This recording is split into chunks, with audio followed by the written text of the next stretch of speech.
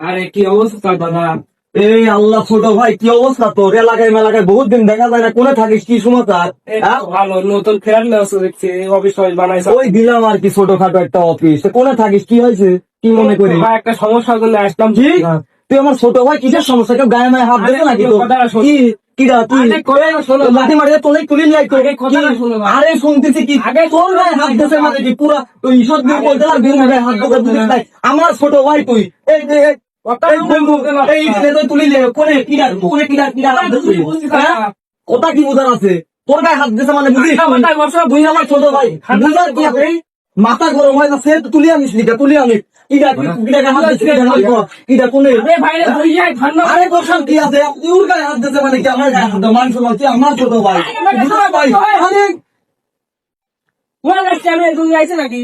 হ্যাঁ, আমি আইছি যে তুমি নতুন অফিস টফিস দিছাও, মিষ্টি টিষ্টি খাওয়াবে, এই জন্য আমি আনছি তোমার কাছে। আর তুমি আন্দাজে হিট হচ্ছাও, এরকম কথা? এই কথা তুই আগে বলবো না আমার? তুই তোমার থেকে আগে দেখানো দায়ী নাই, সে পাতি নেতা সবে একদম হয়েছে ভাই।